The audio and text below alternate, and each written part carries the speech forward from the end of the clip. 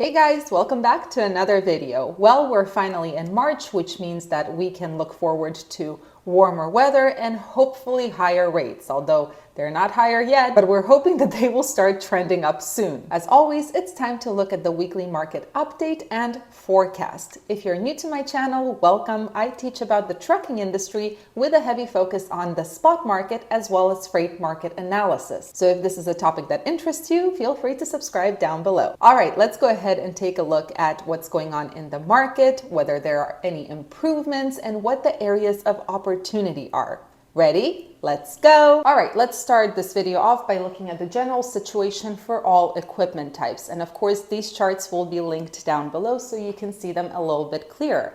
So we're going to start with the outbound tender volume index versus the outbound tender rejection index. As a reminder, volume, which is in blue, this shows us how much freight is available in the market. The tender rejection in white shows us how many carriers are rejecting their contract load, how many contract carriers are rejecting contract freight, thereby sending this freight to the spot market.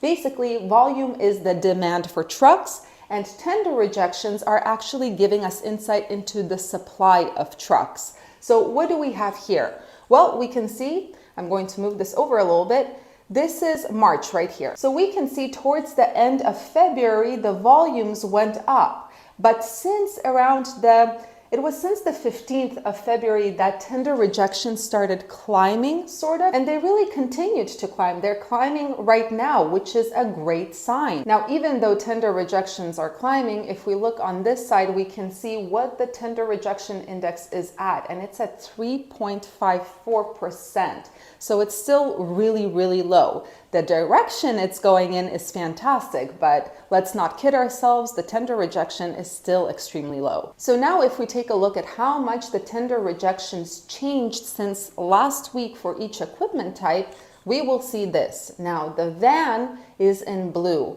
the green is the flatbed, and the white line is the reefer. And what we can see is that van outbound tender rejection rates went up by 2.1% since last week, which is wonderful. Still very low, but it's a good direction it's heading in. Flatbed tender rejections went up by 5.3% since last week, which is also awesome. Now, reefers actually declined by 2.8% in terms of tender rejection rates. For volumes, and unfortunately there's not much data for flatbeds in this sphere, Sonar is still working on getting that data available, but for volumes, equipment specific type volumes, we can see the change since last week. So van is in blue, and we can see that the volumes, although they are decreasing right now, they did increase by 2.1% since last week. For reefers, the volumes actually increased by 5.1% since last week, and they're continuing to increase, which is wonderful. Now let's start looking at some specifics, starting with reefer volumes. Where are volumes the highest? Where was the greatest change since last week? And so on. So we're going to start by looking at this map. This is the reefer volume map. Red areas are those where the volume decreased since last week. The bluer an area, the more the volume increased in that market since last week. Now, the gray means no change, but the white is actually a slight increase in volume. That's why I put in these percentages here. So you can see that actually in Utah and Idaho and parts of Washington, the western part of Washington, California, and Arizona, volumes increased here. If you can't see it, there we go. You can see by how much, right? We can see Nebraska volumes increased for the reefer, Arkansas by 20%. We have the Indiana and Illinois markets that increased, but then there were some really, really significant decreases.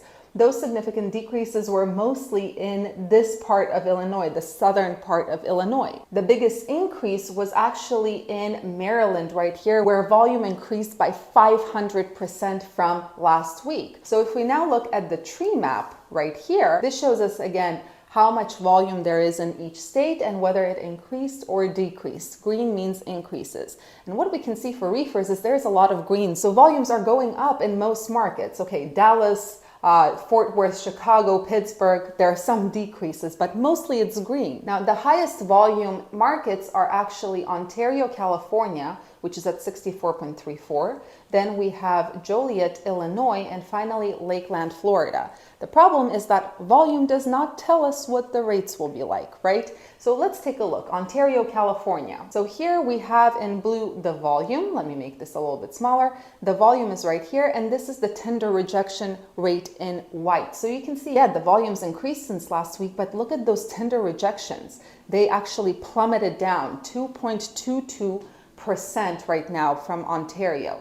So this means that there is going to be a nice amount of loads there, but it's going to be hard to get a good rate. Now for Joliet, Illinois, right here, same thing, volumes increased, but look at that tender rejection index. It went down. It's at 2.26%. So again, ton of volume, the rates are going down there, unfortunately.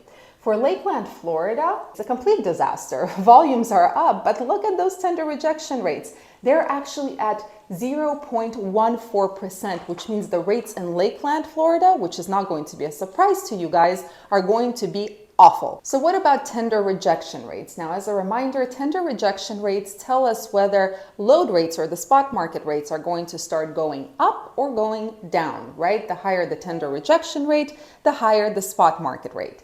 So this is a map again. These are changes from last week for the Reefer. And we can see again, red areas is where tender rejections dropped. Blue is where they increased. And white, it's either a small drop or a small increase. That's why I put in these percentages here.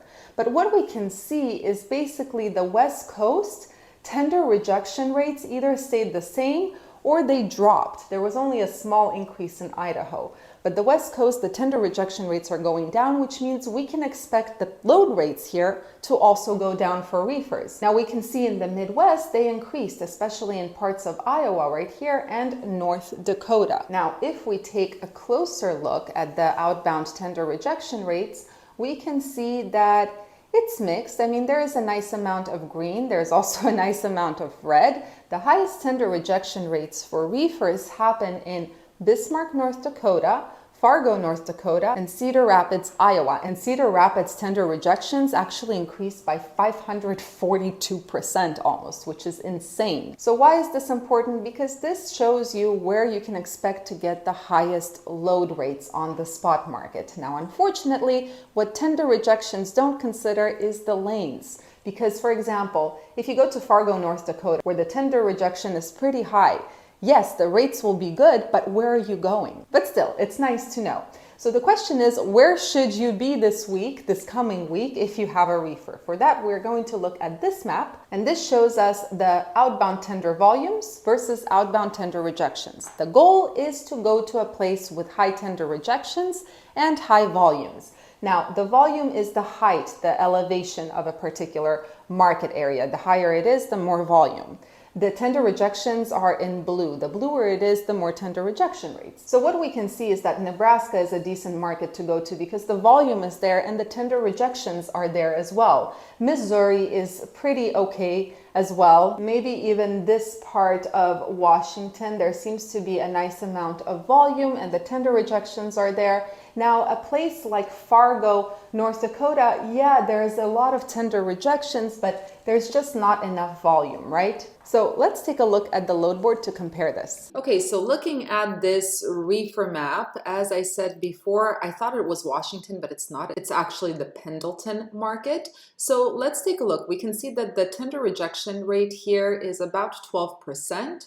And the volume index is about 21.65. So here we have the Pendleton market for a reefer, and this is for today. We can see that, well, actually you guys can't see it because it's cut off, but there are 210 exact matches, so the volume is not bad. Let's take a look at the rates. To New York, to the East Coast, it pays over $2 per mile, which is wonderful. We can see, let's see, what else do we have here? We have to Ohio, it pays over $2 per mile. So yeah, a pretty decent market, Pendleton, Oregon, if you can survive the I-80. What else do we have? The next market is this one right here, which is the Omaha market. The rejection rate here is 16.5. or 16.05%. And the volume is 19.05. So Omaha, Nebraska. So the volume here is 171 exact matches. So again, volume is not bad for a reefer. And the rates are pretty fantastic. I mean, look at this. This pays what, like $3 per mile to California? This is amazing. So this is to the West Coast. Let's take a look. To the South, it pays $3 per mile. To Texas, it pays almost $3 per mile. Great place to be. So yeah, you have to follow this map to figure out where you want to be. Now, I'm showing you today, but realistically, what we see here will only translate to the load board next week. So this is something you have to keep in mind. Now for the dry van, and we're starting with the outbound volume map and how much it's changed since last week. So basically, did volumes increase in market areas or did they decrease? Now, thankfully, this map is a little bit more colorful than the reefer map. So again, as a reminder, blue means an increase in volume, red means a decrease. And what we can see is that dry van volumes increased in Idaho, we have parts of Wyoming, Nebraska, South Dakota, West Virginia had a big volume increase, parts of Missouri as well. Basically, I kind of like this map. There are so many blue areas here. That means volume is increasing. But of course, there are also markets where volumes did decrease. For example, the western part of Wyoming, Montana, we have parts of California, Oregon, Minnesota, Arkansas, Tennessee, Alabama. Now, if we take a look closer, we can see again, these are the outbound tender volumes for a van. So we can see that the highest volume market areas are Atlanta, Georgia, then we have Dallas, Texas, and finally Ontario, California. But as a reminder again, volume does not tell us anything about what the rates will be like, because that depends on tender rejections. For example, Atlanta, Georgia. Here's Atlanta, Georgia for a van. You can see that volumes in blue, yeah, they're pretty high. But the tender rejection rate is going down and it's actually at 1.66%. So pretty low. You're not going to get a great rate out of there. Now, in terms of Dallas, Texas, volume is high. Tender rejection is at 1.91%, the white line here, and it's trending up, which is a promising sign. So maybe there's going to be a few miracle loads here. Then we have Ontario, California.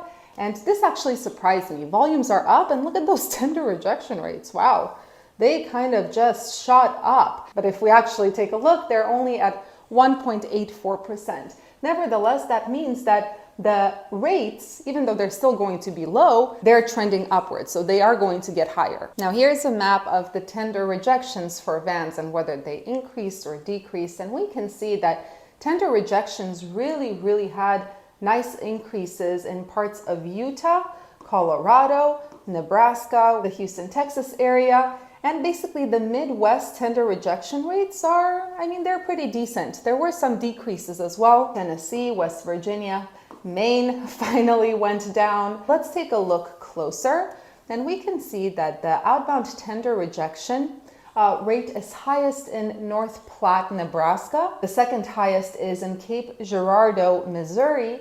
And finally, there's Omaha, Nebraska. These are the three areas where you can expect the load rates to be the highest. The only thing it doesn't tell us again is where you're going to be going with that high load rate. So where should you be if you have a dry van? Well, let's look at this rejection versus volume map for the dry van. As a reminder, the higher an area, the more volume, the bluer it is, the more rejection rates. And the goal is to go to areas where there is a lot of volume and high rejection rates. Well, we can see that the Denver, Colorado market has a nice amount of rejection rates.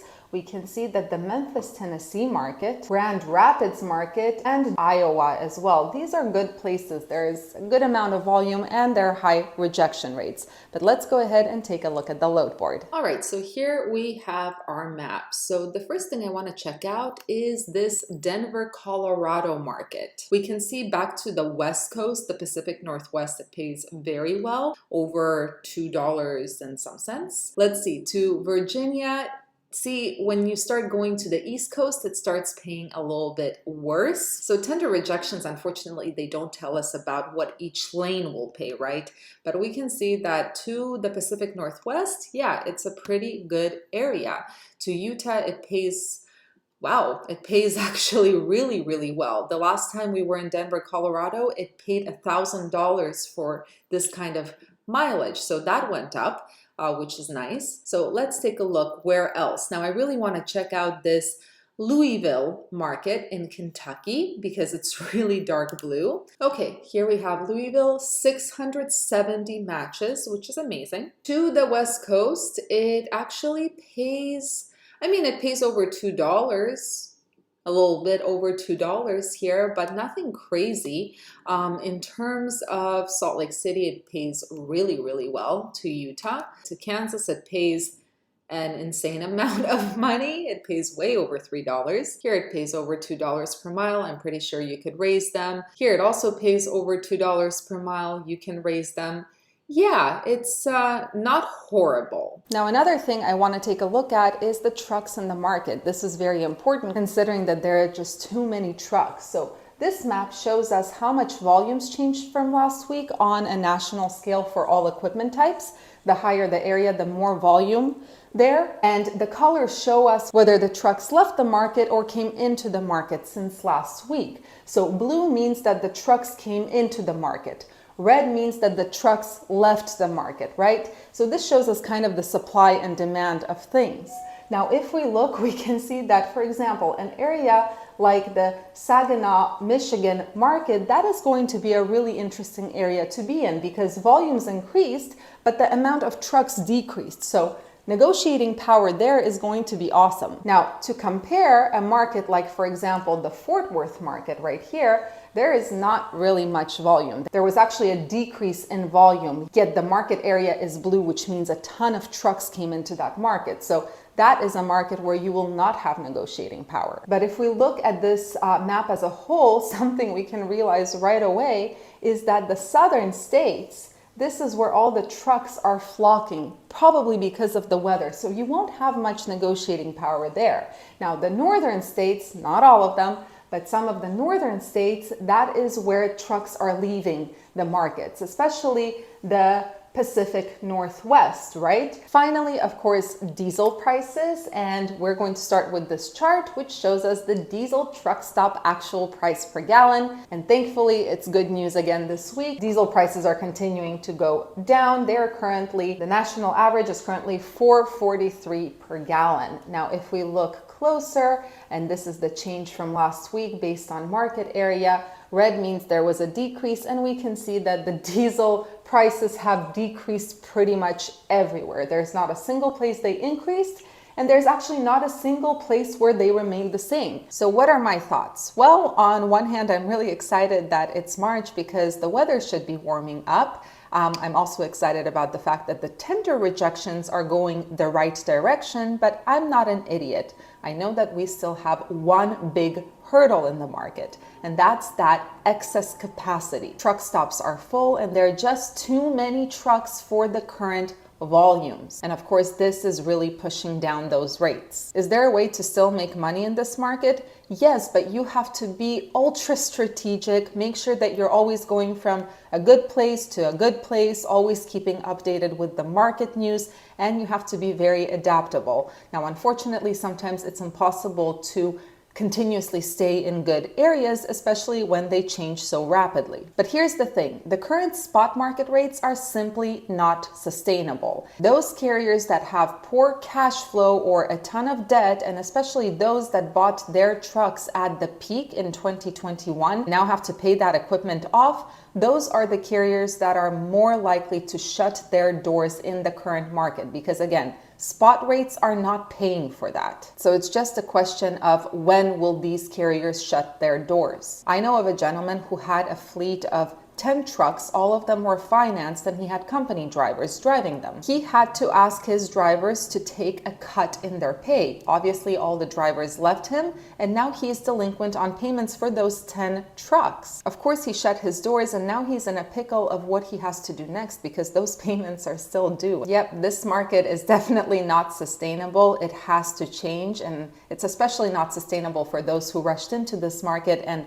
overexpanded in 2021, thinking that the market is never going to change. Well, with the current rates, that overexpansion is just no longer affordable. Anyway, guys, thank you for watching. I really appreciate it. I hope that this video gave you some insight. I'm sorry that I was a little bit of a negative Nelly towards the end, but the reality is the market is cyclical. It will change. We just need capacity to leave, as horrible as it sounds. Anyway, here's hoping that rates start climbing sometime by the end of March due to volumes. Hopefully that volume is going to drive those rates up. I'll see you in the next video.